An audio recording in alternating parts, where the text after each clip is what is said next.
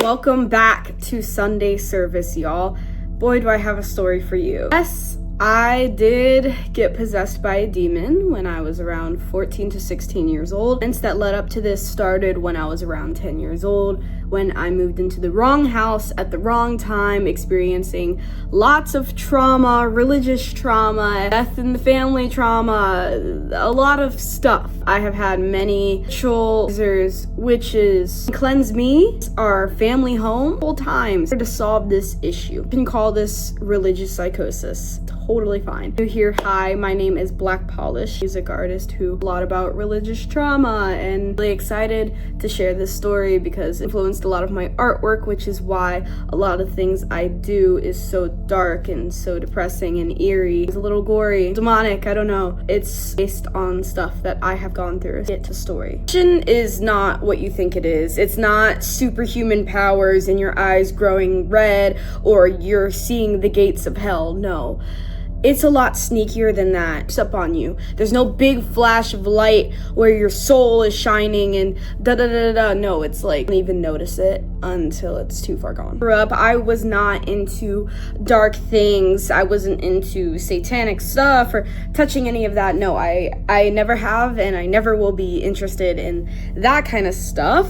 Not my thing. I mean, if you've been here before, you know, very Christian. Sheltered, very pure. You really necessarily need to touch that stuff in order for this to happen. Belief, what I went through, it really depends on your energy because negativity loves to cling to negativity. That's why they say misery loves company. And why I think I went through possession, because I was so insanely negative and could feel it pushed itself onto me. Telling the story is very scary to do because I have to my back every dark corner and I'm filming this super late at night. Little noise I hear, I'm going to freak the fuck out about, basically. I have always been that way ever since I was around years old. It didn't just happen instantly where I felt depressed and then the demon latched itself onto me. No, I have been a person who has always been addicted to the spiritual world. I didn't ask for this in this lifetime. I didn't seek it out. It found me. The first time I saw an evil spirit, I was 11 years old. And as you heard in my last story, I went to Christian school in Florida, so very much in the South where we hate it there. We hate the South because not only are their mindsets ancient, but houses are ancient too. Tampa is where I grew up, and I feel like that might be historic because why is everything there old? My house was so old, it was made out of brick, not blocks. Brick.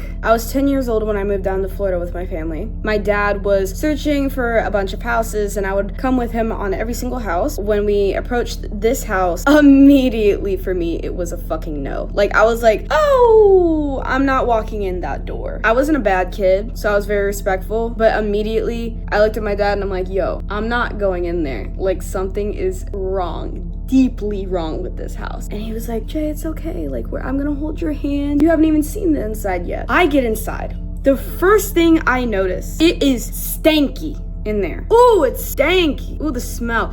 So they had this ugly, pinkish, grayish carpet, like floor carpet that was very, very old. You could tell because it was like fluffy. It's not the braided kind of carpet. It was fluffy. So it looked like it'd been there like since before the 80s. Like, it was old. It was really old. There were a lot of stains, black, blue, green, yellow, oh my God, I'm gonna throw up, guys. I'm so sensitive to smells and like griminess. I was literally just hanging out with my friends the other day and we went inside a Taco Bell and I deadass threw up because the smell was so unsanitary. I have never been to a more ghetto ass Taco Bell in my life. It was ooh, Lord help me. I got my Baja Blast and I got the fuck out of there. Not only were there disgusting pink carpet everywhere throughout this entire house, but there were like 30 porcelain dolls. 30.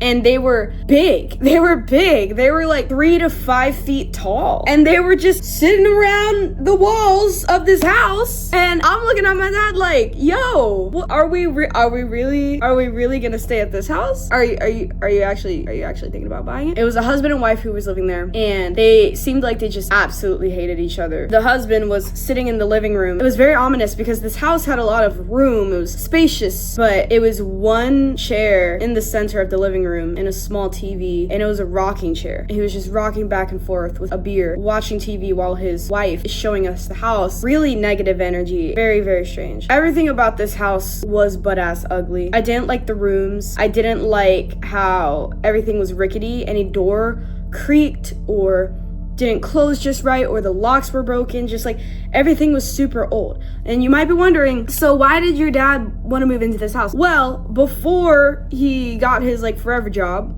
when he was in his 20s, a hobby he would do is that he'd buy really shitty houses and flip them and sell them for more. Great, that's cool. Why do I gotta be a part of that? This house, y'all, this house. Oh my God, there were bugs in the carpet. Child, there's flipping a house and then there's moving with, oh my God, I can't even. The smell was so bad. It felt like the air was thick, it was heavy. Something was not right. And this was the first time in my life, well, in my childhood, that I ever walked in somewhere and it was anxiety inducing just by the aura of the air. We move into this house about 3 months later, okay? It's right before I'm about to start school. I pick out my room and my parents pick out theirs. We're on two completely different sides of the house, but I wanted privacy. It was like a 3-bedroom house, and I picked the rooms that were like my room and the guest room. This was the start of my sleeping problems that I still have to this day. I get my room set up, and you know what? I'm starting to actually feel excited about my room. You know, I got my decorations up, I got my posters,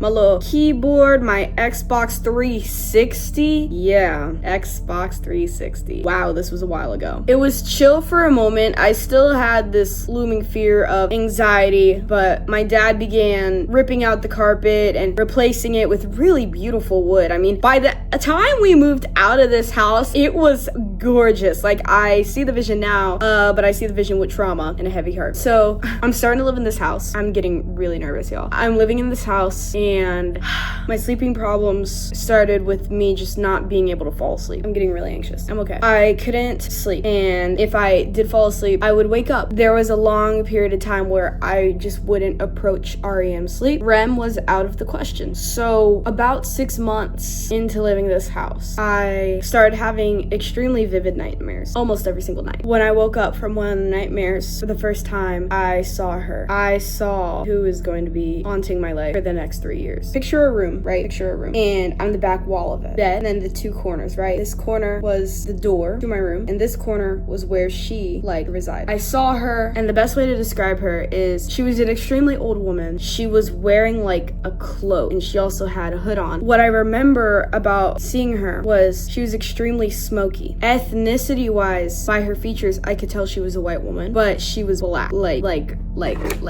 black everywhere.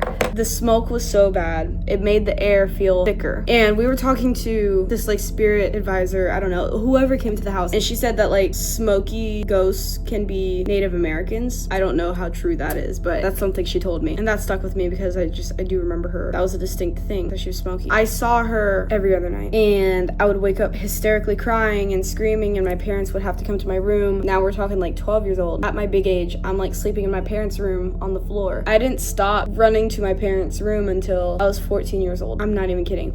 I would dead ass sleep in the bathroom, or I would just sleep on the floor. I was hysterical. I would have really bad panic attacks, and I was put into therapy because of it, because they thought that's what it was. I kept screaming ghosts. It took years for them to maybe think, oh, there might be a ghost here. Eventually they called the spiritual advisor to get rid of this fuck ass ghost, and it worked. We got rid of it, but it felt like the energy wasn't fully gone, because while I was seeing this ghost, I was attending that Christian school who daily told me I was going to hell, that I'm wrong for being gay, or whatever the fuck, constantly telling me how much of a bad person I am. So I was scared about my afterlife. I was scared about my morals, knowing if I was good or not. And then I fell into a deep depression. 13 was when my depression started. Even when we got rid of the ghost, the feeling that the ghost had, it didn't fully go away. I never saw her again, but I could always feel her staring at me when I'm in my room, night or day. It could be bright as hell outside, and I'm like, yep, she's staring at me. It's scary. So we eventually move away from that house. I mean, the ghost shit was horrible, but Florida, living there was just ass. It was ass. I do not like Florida. Everyone knows that. I do not claim Florida. Forever, I will claim Maryland, which is where we moved to next. I get to Maryland, and this is when my depression is at an all-time high. 13 is when it started. You know, I'm slowly realizing my Christian school telling me that my family members are rotting in hell maybe might have had an effect on me. I'm still in therapy at this point, and I'm trying to heal, but this was only the start. This was only the start of how bad it was going to get. I'm not gonna say it was the same ghost from Florida that followed me to Maryland, but I think something about that whole experience opened me to a whole other world or a whole other dimension of negativity being able to cling on, because I did attract a lot of negativity. And when I was between the ages of 14 to 16, I was a completely unrecognizable person to what I am today as a 20-year-old. I was severely depressed. I was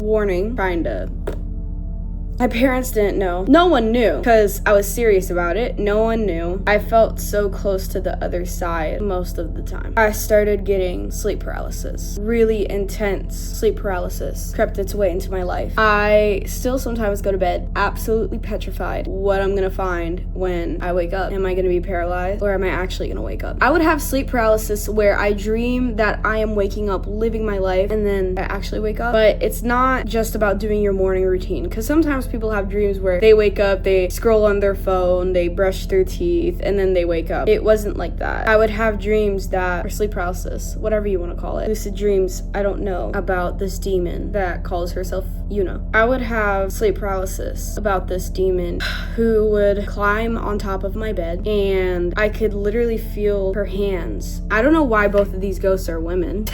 The hoes love me, what can I say?